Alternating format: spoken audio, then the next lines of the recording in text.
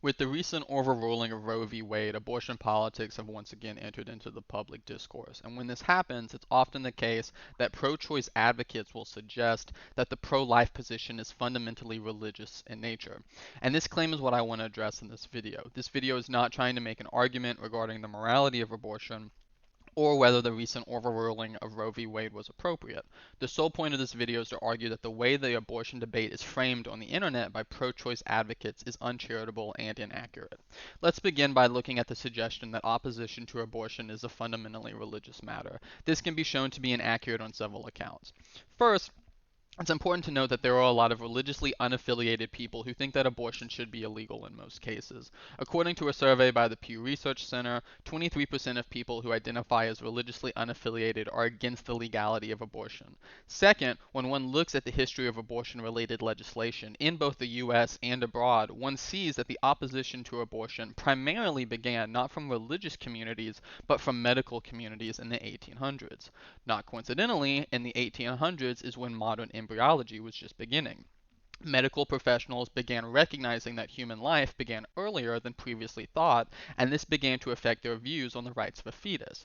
Prior to this time, talks about abortion largely involved talk of the quickening, which was a way of referring to when a woman could feel a fetus move in her womb. To illustrate the opposition to abortion from medical communities during the 1800s, I will make two references. First, in 1857, a committee of the Suffolk District Medical Society published a report on criminal abortion, in which they remarked regarding abortion that, quote, "The law here is fundamentally wrong. It utterly ignores the existence of the living child, though the child is really alive from the moment of its conception, and from that very moment is and should be considered a distinct being," end quote.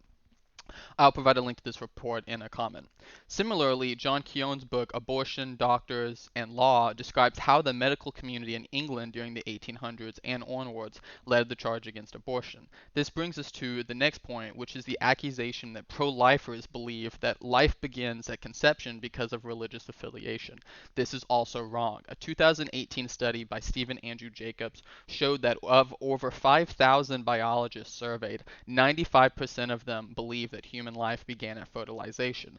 This same study surveyed Americans and found that 81% of Americans thought that biologists were the experts most qualified to make that call. With this in mind, it's clear that the belief that human life begins at conception is not merely religious dogma. Finally, if one thinks that opposition to abortion is solely rooted in religious affiliation, they need only look to academic publications in the field of ethics to find their refutation. Anti-abortion scholars argue against the morality of abortion on a variety of grounds.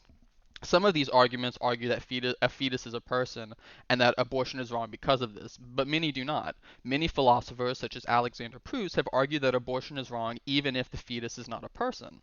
His argument can be seen in his paper titled I Was Once a Fetus, That Is Why Abortion Is Wrong. Similarly, Matthew Lau's paper titled The Basis of Human Moral Status proposes that all human beings are right holders because they all have the genetic basis for moral agency.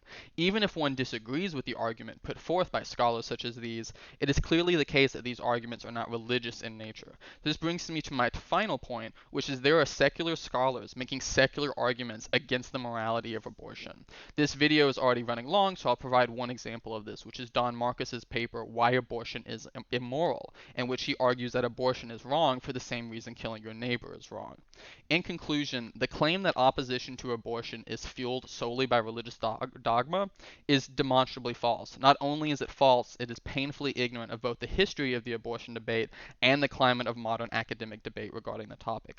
If you are upset about the recent Roe v. Wade ruling, you have every right to enter into the long-standing public debate regarding this topic and to make your voice heard. However, if you want that voice to be taken seriously by those who disagree with you, I encourage you to stop dismissively insulting people and start interacting with the arguments that pro-life scholars are making. I will provide references to all the claims I made in this video in a comment.